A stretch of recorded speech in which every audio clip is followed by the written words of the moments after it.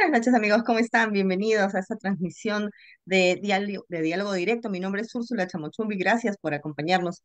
Esta noche tenemos como invitado al doctor Ernesto Álvarez Miranda. Él es abogado constitucionalista, ha sido también presidente del Tribunal Constitucional. ¿Cómo está? Buenas noches. Muchas gracias, Úrsula, por la invitación.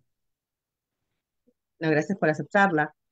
Quería conversar con usted y poder dar tal vez un alcance para las personas que han estado atentas al tema de esta semana que ha pasado sobre el caso judicial de Martín Vizcarra. Eh, Tenemos, pues, bueno, no es la primera vez, lamentablemente no es la primera vez que un expresidente se ve envuelto en acusaciones de corrupción y tenemos y somos pues todos partícipes de estos juicios, ¿no? O juicios o audiencias en las que vemos, que hemos visto muchos casos han terminado con prisiones preventivas, con prisiones domiciliarias. Entonces, no somos ajenos a estas situaciones. Sin embargo, vemos que en el caso de Martín Vizcarra es un proceso que está demorando bastante, pero que además no ha terminado como han no ha terminado, bueno, no ha tenido un desenlace, esta parte al menos, como sí lo han tenido otros procesos, por ejemplo, el de Pedro Pablo Kuczynski, el de el señor Castillo, la misma Keiko Fujimori, que no ha sido presidenta, pero sí, en un caso parecido, también tuvo prisión preventiva. Entonces, ¿cuál es la diferencia entre todas estas personas que o están en la cárcel o han estado en algún tipo de prisión y Martín Vizcarra? Que no, que ya dijeron que el juez ha dictaminado que no va a ir a prisión preventiva, eh, por lo menos por el momento. El poder político, evidentemente. La gran diferencia es que Martín Vizcarra tiene un enorme poder político al interior no solo de la Administración de Justicia, sino en diversos escenarios y espacios de la política en el Perú.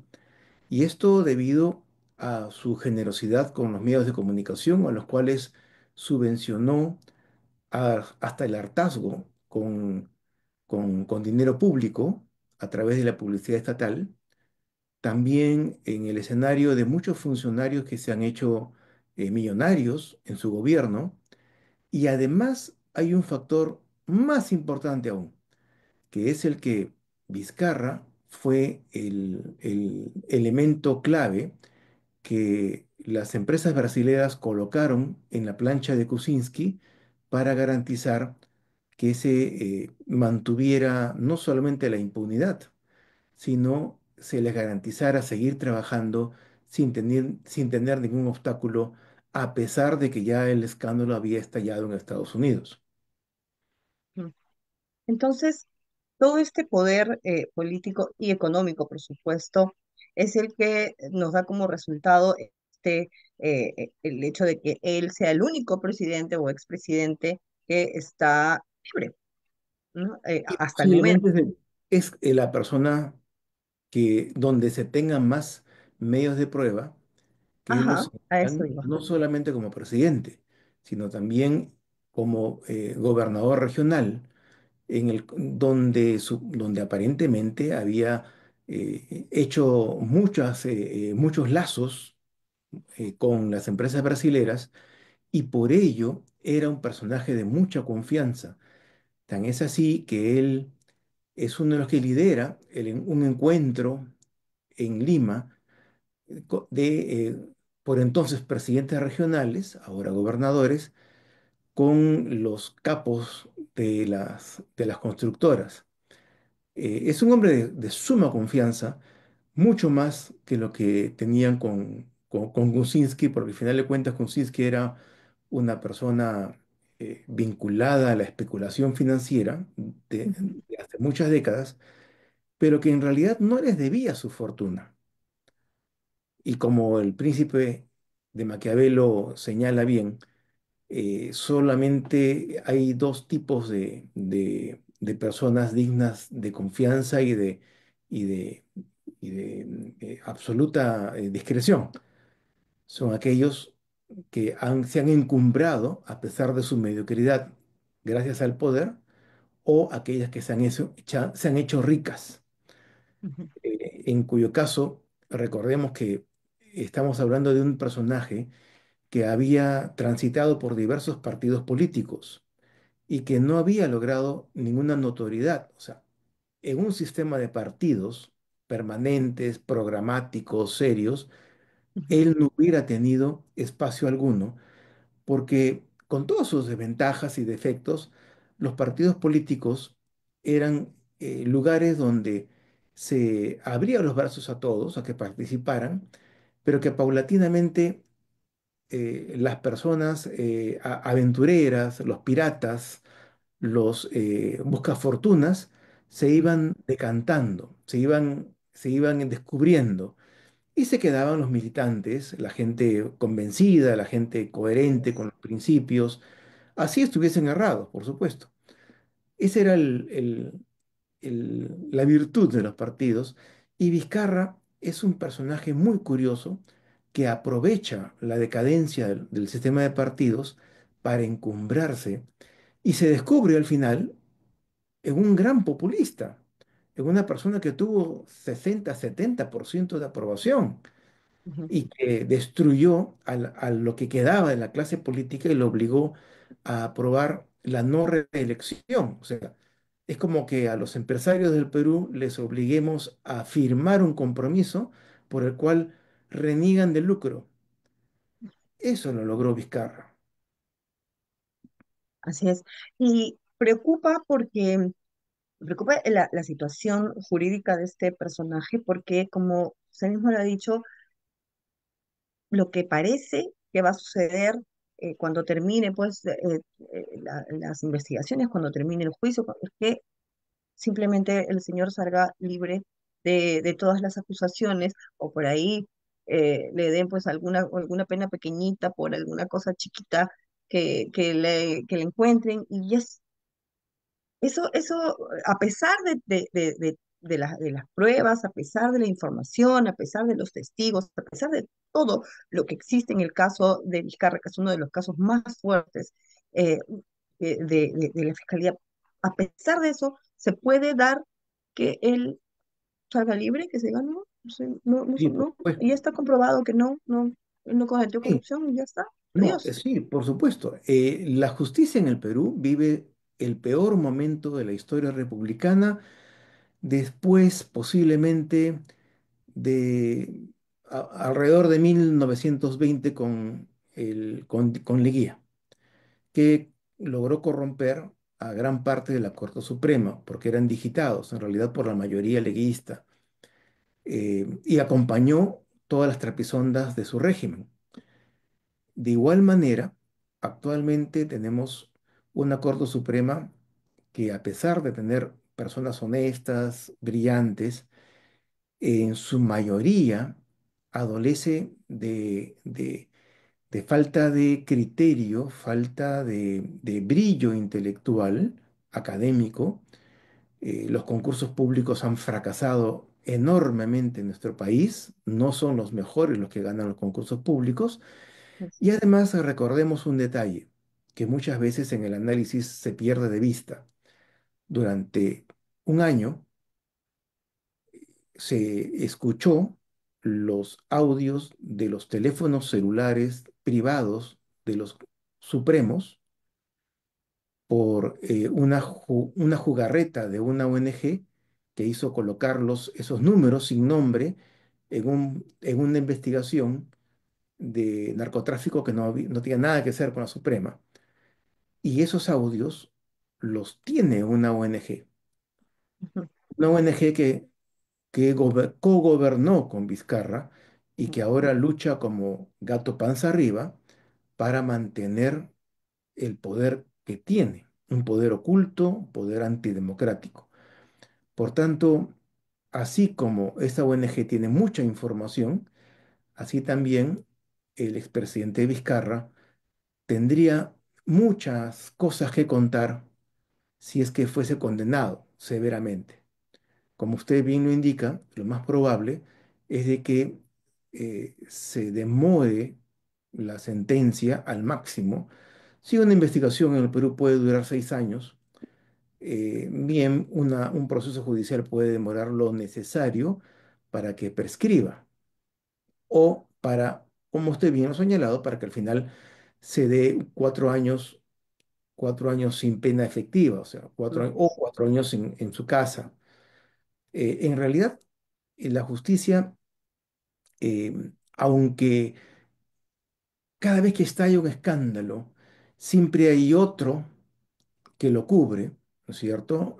O ya sea por el Rolex, o ya sea por la fallida acusación nuevamente contra Keiko, o ya sea un juez como Inostroza, o ya sea cualquier escandalete de poca monta, el sueldo de Dina. el sueldo de la El presidenta. sueldo de Dina ahora cubrió todo, cubrió la muerte de un testigo principal de la mafia de Fuerza Social en la Ujú. municipalidad, que fue uno de los pocos experimentos de la izquierda obtenido con el poder obtenido en forma democrática. Es una de las pocas ocasiones en que la izquierda ha ganado y demostró no solamente incompetencia, sino que demostró una corrupción sistemática, pero al igual como con el terrorismo. O sea, acabado el terrorismo, todos pensamos que la izquierda no iba a tener figuración en el Perú durante varias décadas, Claro, pero pusieron en relieve, levantaron la noticia de los 4 o 5 hechos graves de barbarie donde muchachos militares o policías sin guía y sin formación necesaria antisubversiva cometieron actos de barbarie. Entonces levantaron eso para hacer ver a la población, siempre inerme y siempre desconcertada, como decía Luis Bedoya, sí, sí, sí. hacer ver como que el ciudadano peruano había estado entre dos fuegos, Ujú. había sido un conflicto entre dos posiciones ajenas al ciudadano. Y así estamos hasta hoy en día, con un Museo de la Memoria financiado por Alemania, donde se narra una historia absolutamente falsa. Y es por eso que la izquierda mantiene esa presencia electoral, a pesar de que todos sus modelos económicos y políticos en todo el mundo han fracasado, a pesar de que su doctrina y sus líderes han demostrado ser los más corruptos Es los de más la corruptos, Unión. eso Los hijos es de increíble. Maduro, los hijos de Chávez, los hijos de Fidel Castro son multimillonarios y sus hijas figuran en Forbes entre las más ricas del mundo.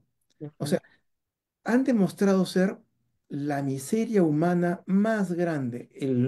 La izquierda ha demostrado ser el grupo político, programático, ideológico más mafioso y corrupto en el mundo, además de inoperante e inservible y empobrecedor.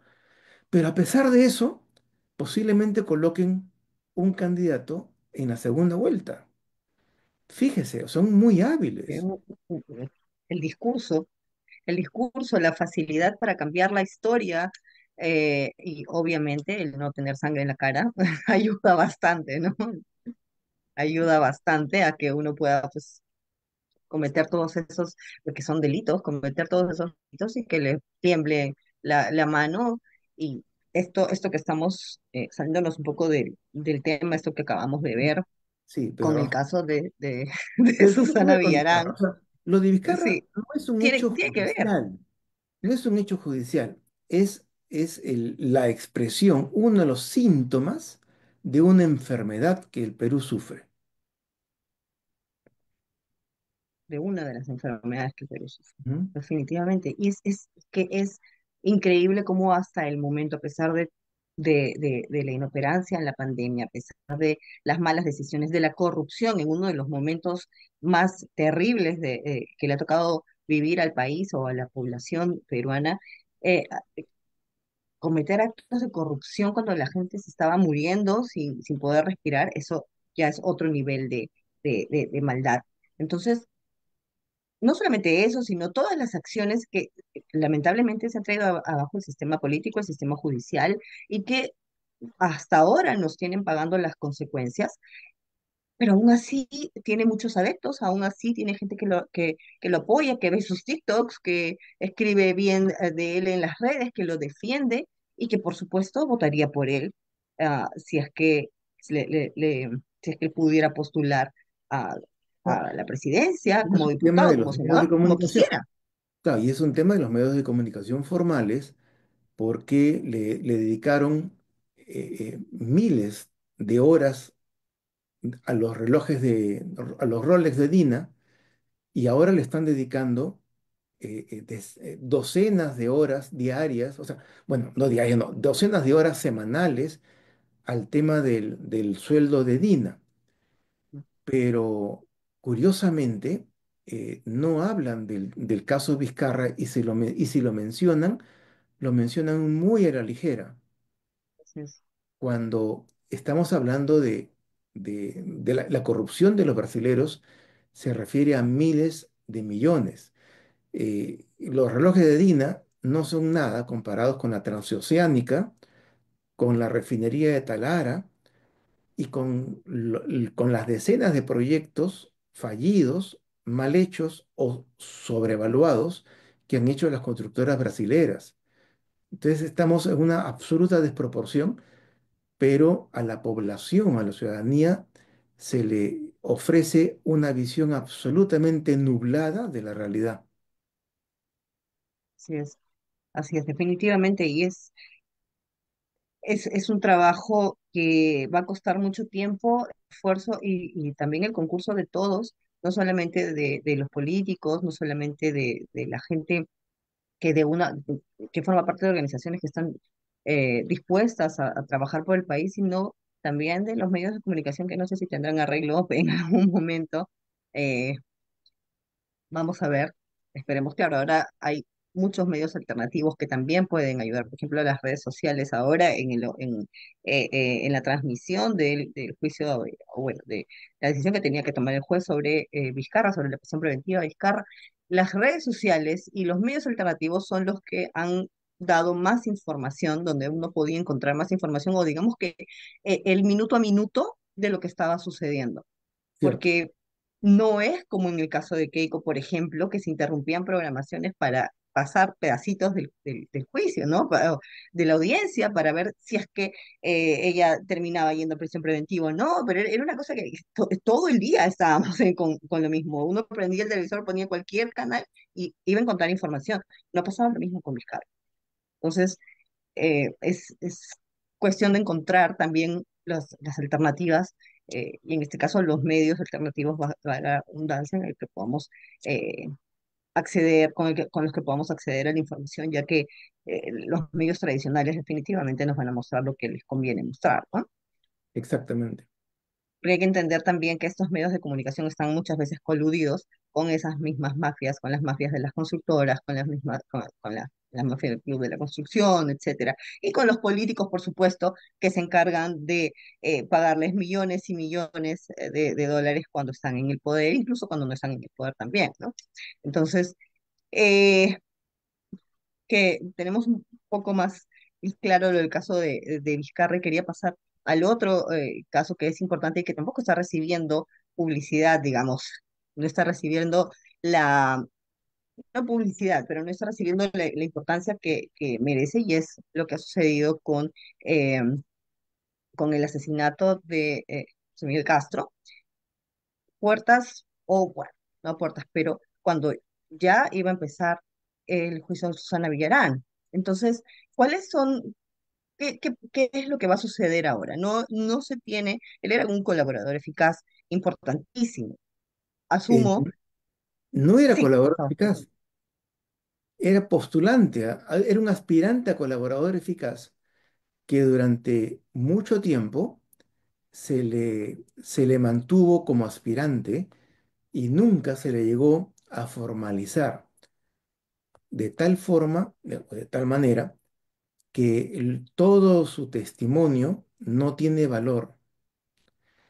Por allí hay algunos abogados con relación con Odebrecht, por cierto, que han señalado que que sí va a tener valor, que sí va a ser leído, pero no, la verdad es que no tiene valor. porque nunca llegó a ser colaborador eficaz.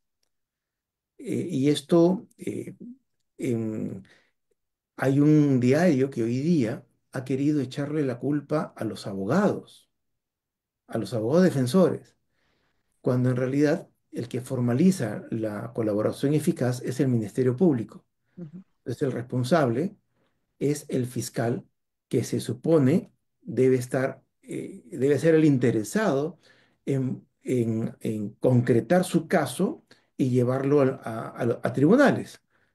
Pero la diligencia que observamos para acusar reiteradamente a Keiko Fujimori no la observamos para formalizar casos que tienen que ver con Villarán. Y claro, otra vez, ese es un síntoma de la enfermedad. El problema es de que si se condena a Villarán, se tiene una sentencia firme que habla formal y oficialmente de que el Estado peruano ha condenado la corrupción de las empresas brasileras. ujú, Y por tanto, eso tiene relación con los peajes, por ejemplo, con la claro, lucha en el territorio arbitral por el tema peajes y por el tema de los proyectos que todavía sigue ejecutando, sigue trabajando Odebrecht como si nada hubiera ocurrido. Claro, ha cambiado de chompa, ha cambiado de marbete, pero es Odebrecht. Y a nosotros nos quieren hacer creer de que ya todo ha cambiado, que todo ha pasado. Y por cierto, va a ser muy difícil que se condene a Villarán. Y al final, en 1 o 2 años, saldrá libre por completo y el relato va a hablar de victimizarse, de ujú, victimizarla y de hacer ver de que en realidad esa, ese rumor de la corrupción de las empresas brasileñas coludidas con empresarios peruanos y políticos de izquierda fue una gran conspiración ujú. paranoica. Y así va a pasar a la Y así historia. va, exactamente, Estamos todos medios locos. En realidad no pasó nada. exactamente, porque llama la atención también, sonoramente, que esta señora, la señora Susana Villarán, también esté pues hace tiempo libre, bueno, y supuestamente en una prisión domiciliaria, que no es tal, por lo que algunos programas periodísticos han, han informado, pero no tiene, pues, su caso parece dormido, no está la celeridad, no está la celeridad de vamos a juntar las pruebas, vamos a acusarla, vamos a hacer esto, no, es como que estamos No pasa esperando nada. que un O sea, tiempo es que pase, no hay interés. Pero claro, y además, yo mm, entiendo. Yo los entiendo a los fiscales que han tenido el caso porque eh, ellos saben perfectamente de qué va el tema. Y también ellos son cómplices de la organización criminal que está encubriendo la corrupción de los últimos 20 ujú, años en Perú. Y, definitivamente. y por tanto, ellos están jugando su partido así de simple. Y si la población no reacciona, si los comunicadores de las empresas periodísticas formales consienten y venden su conciencia, se ofrecen al mejor postor, entonces, y bueno, y para completar, los electores no disciernen entre lo bueno y lo malo, no disciernen entre la mentira y la verdad, no porque les falte información, sino que simplemente no piensan en el tema. Lo que vamos a tener es una nueva votación desfavorable para aquellas personas que creemos en el Estado de Derecho, creemos en la tolerancia y en el pluralismo, no queremos imponer un programa, por más que creamos en uno o en otro, no queremos imponérselo a todo el Perú, simplemente queremos que por votos, por la fuerza de los votos, tener la posibilidad de concretar un programa de gobierno donde la economía social de mercado sea respetada, donde el emprendimiento sea respetado, etcétera, etcétera. Pero esas son teorías hoy en día de extrema derecha prácticamente, ¿no? En un país donde el centro ahora es un centro corrupto y centavero, de poca monta, lleno de piratas y filibusteros. La izquierda se ha dividido entre la izquierda caviar, vividora del Estado, y la izquierda extremista, que sueña con la gran sublevación, la revolución y la asamblea constituyente para cambiarlo todo. Entonces lo que nos queda es muy poco. Y al final, eh, como dicen los economistas, la oferta se ajusta a la demanda. Si la demanda es poco exigente, la oferta no va a mejorar. Así de simple. Definitivamente. Definitivamente. Son muchos, muchos los problemas que eh, sin ir muy lejos, que tratamos en este programa y cada vez vamos poniendo las CIE sobre algunos de los puntos más importantes y en este caso siempre hablamos de la seguridad ciudadana y ese tipo de cosas porque son las cosas que más golpean, digamos, directamente a la población, pero no nos podemos a pensar qué pasa detrás de este problema y detrás de este problema está justamente el sistema de justicia que no puede, que no hace nada o que no puede maniobrar para sacar verdaderamente de la calle a todos estos delincuentes que pululan por ahí sin pena, sin problemas, sin que los saquen de la sociedad y siguen pues esparciendo su Ahí, maldad, esparciendo ahí sus también hay un delitos. tema ideológico. O sea, no es un tema de incapacidad solamente, hay Ujú. un tema ideológico. La Corte Suprema tiene un acuerdo de sala plena por el cual todo policía o toda persona de bien, ciudadano común, que dispara por la espalda, o sea, una vez que el ladrón, el asaltante, ha girado Se va corriendo. ha girado el cuerpo, va a la cárcel, de forma tal que el policía que recibe uno o dos impactos de bala y está en el suelo, y recién puede sacar su arma de reglamento, obviamente no le puede decir al asesino, al asaltante que voltee. El asaltante, después de haber disparado al policía, normalmente gira y el policía que le dispara Se va escapando. va a la cárcel. Es Entonces, ¿por increíble. qué? Porque hay un desapego absoluto por la policía.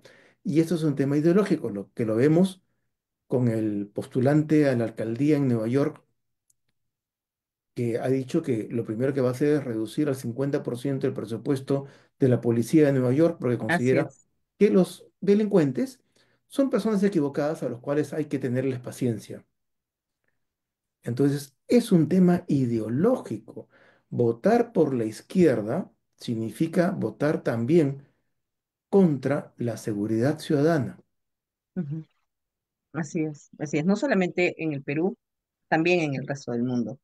Ujú, Lamentablemente, todavía me parece nos falta un poco de madurez política para poder realmente exigir a los políticos o a los postulantes a cargos públicos como la presidencia de la República, que es un cargo tan importante, o a los diputados o a los senadores, a quienes hacen las leyes. ujú. Eh, pero bueno, tenemos todavía mucho camino por recorrer, pero yo le agradezco por haber estado con nosotros esta noche y por habernos dado las luces sobre estos dos temas que son importantes, que no están recibiendo la atención que merecen y sobre todo que van a marcar el futuro próximo del país, aunque, no, aunque los medios de comunicación y ellos mismos y estos grupúsculos de poder que se reparten la torta del Perú no quieran, pero sí estos casos van a marcar la historia del Perú en estos próximos meses, años, ¿no? Ujú. Muchísimas gracias nuevamente Gracias, por haber muchísimas estado con gracias, Isabela, nosotros. que tenga usted buena noche. Igualmente, muchísimas gracias a ustedes también por haber estado conectados. Nos vemos de esta a la siguiente semana con un tema más así de interesante. Nos vemos.